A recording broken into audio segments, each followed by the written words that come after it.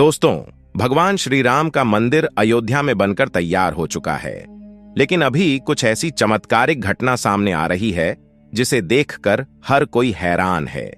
जो गिद्ध पिछले कई सालों में हमें नजर भी नहीं आए, अचानक अयोध्या के अंदर बड़ी संख्या में गिद्धों का झुंड पहुंच गया है। कई लोग इन्हें साक्षात जटायु कह रहे हैं, जो भगवान श्री राम के मंदिर की प्राण प्रतिष्ठा में शामिल होने के लिए आए हैं। लोगों को हैरानी इसलिए हो रही है क्योंकि जो गिद्ध की प्रजाति विलुप्त होने की कगार पर है, साल 2000 के बाद इतनी संख्या में कहीं पर भी नजर नहीं आए, और इतनी बड़ी संख्या में अयोध्या पहुंच जाना वाकई में भगवान श्री राम का चमत्कार है। और यह खबर जब मीडिया के अंदर पहुंची तो सब जगह भगवान श्री राम के चमत्कार की चर्चा होने लगी। इस चमत्कार को आज साइंटिस्ट भी मान रहे हैं। आज के इस वीडियो में भगवान श्री राम के मंदिर बनने के वक्त हुए वह चमत्कार बताएंगे जिसे सुनकर आप भी चौंक जाएंगे। आखिर क्यों नेपाल से दो जो विशाल शिलाएं लाई गई थीं, जिससे भगवान श्री राम की मूर्ति बनाई जानी थी, लेकिन उनसे मूर्ति न बनाकर दूसरे पत्थरों को लाया गया। वीडियो शुरू करें उससे पहले कमेंट में जय श्री राम जरूर लिख दें। चलिए शुरू करते हैं आज का वीडियो। दोस्तों, जिस मौके का पूरी दुनिया इंतजार कर रही थी, अब वह घड़ी आ गई है। अयोध्या में प्रभु श्री राम मंदिर बनकर तैयार हो चुका है। 22 जनवरी को रामलल्ला की प्राण प्रतिष्ठा की जाएगी, लेकिन उससे पहले ही चमत्कार के ऊपर चमत्कार देखने को मिल रहे हैं। सबसे पहला चमत्कार तब हो गया जब लोगों को अचानक जटायु के वंशज गिद्ध आसमान में उड़ते दिखाई दिए। यहां तक कि भगवान श्री राम के भक्त इन्हें राम मंदिर की प्राण प्रतिष्ठा में आए मेहमान मान रहे हैं, क्योंकि पिछले कुछ सालों में यह प्रजाति विलुप्त सी हो गई थी। लेकिन राम मंदिर की प्राण प्रतिष्ठा नजदीक आते ही अयोध्या के आसपास बड़ी संख्या में गिद्ध आ पहुंचे हैं। लोग इस करिश्मा को देखकर पूजा भी कर रहे हैं, क्योंकि गिद्ध ऐसा प्राणी है जो भारत से विलुप्त हो चुका है। ऐसे में प्रभु श्री राम की प्राण प्रतिष्ठा से पहले ही वह कैसे दिखे, इसे लोग भगवान का चमत्कार मानकर पूजा कर रहे हैं। अब दोस्तों, ये इतनी बड़ी बात कोई सहयोग तो नहीं हो सकती है। दोस्तों, कुछ बुद्धिजीवी लोग रामायण के होने पर ही सवाल उठाते हैं। उन लोगों का मानना है कि रामायण असल में एक कहानी थी, मगर दोस्तों, आज भी रामायण से जुड़े हुए कई सारे ऐसे सबूत मौजूद हैं जो हर किसी को मानने के लिए मजबूर कर रहे हैं। भगवान राम ने जो पुल बनाया था लंका जाने के लिए, वह आज भी मौजूद है। उसे वैज्ञानिकों ने भी माना है। वैज्ञानिकों ने उसे देखकर कह दिया कि यह कोई प्राकृतिक नहीं है, बल्कि यह इंसानों द्वारा बनाया गया पुल है, और जिस जगह पर वह पुल बनाया गया था वह आज भी उसी जगह पर मौजूद है। उस समय भगवान श्री राम ने अपने चमत्कार से पत्थर को पानी के अंदर तैरा दिया था, और उन तैरते हुए पत्थरों पर कदम रखकर वानर सेना लंका में गई थी। दूसरा सबसे बड़ा सबूत रावण खुद की लंका है। रावण की लंका आज भी मौजूद है, और यह चमत्कार भी बहुत बड़ा सबूत है।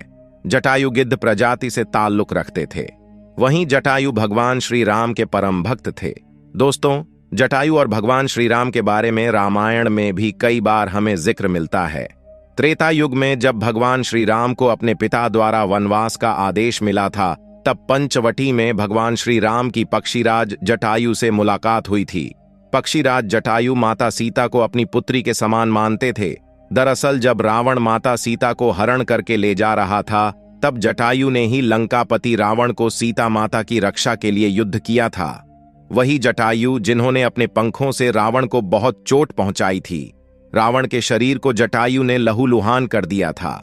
इस संघर्ष में जटायु ने अपने प्राणों की आहुति दी थी। छत्तीसगढ़ के दंडकारण्य में गिद्धराज जटायु का मंदिर है।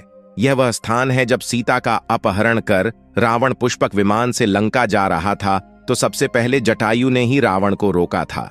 राम की राह में जटायु पहले शहीद थे। राम कथा में प्रसंग आता है जब जटायु के भाई संपाति ने कहा कि मेरे पंख कमजोर हैं, मगर आंख दूर की चीजें देख सकती हैं, इसीलिए मैं सीता जी को अशोक वाटिका में बैठी देख रहा हूं। इसलिए लोग इन्हें साक्षात जटायु के वंशज मान रहे हैं।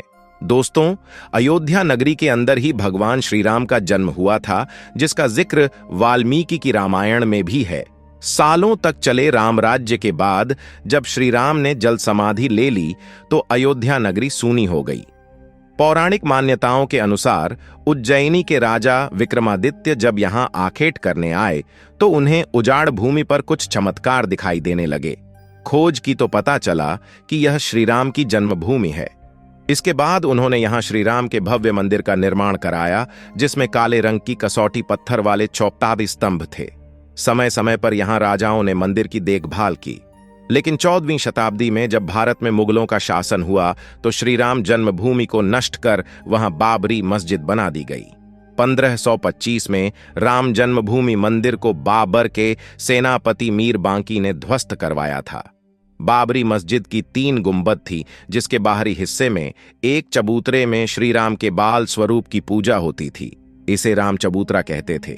लेकिन 1950 में बाबरी मस्जिद के मुख्य गुंबद के ठीक नीचे वही मूर्ति निकली जो सदियों से राम चबूतरे पर विराजमान थी। बाबरी मस्जिद और राम जन्मभूमि मंदिर पर सालों चले विवाद के बाद आखिरकार श्रीराम की अपनी जन्मस्थली पर प्राण प्रतिष्ठा हो रही है। अब एक सवाल ये है कि आखिर अयोध्या में भगवान श्रीराम की मूर्ति बनाने के लिए नेपाल से 2 विशाल पत्थरों को लाया गया था। इन पत्थरों को लाने के बाद आखिर क्यों उन पत्थरों से मूर्ति नहीं बनाई गई? ऐसी क्या वजह थी कि नेपाल के उन 2 पत्थरों की जगह दूसरे पत्थरों का इस्तेमाल किया गया? दरअसल राम मंदिर के निर्माण का काम पूरा होने के बाद फरवरी में नेपाल के काली गंडकी तट से 2 शिलाएं अयोध्या लाई गई थीं। इन 2 शिलाओं का वजन 14 टन और 27 टन था। शुरुआत में इन शिलाओं से राम मूर्ति बनाए जाने की बात सामने आई, लेकिन बाद में पता चला कि इन शिलाओं को राम मूर्ति बनाने के लिए उचित नहीं पाया गया।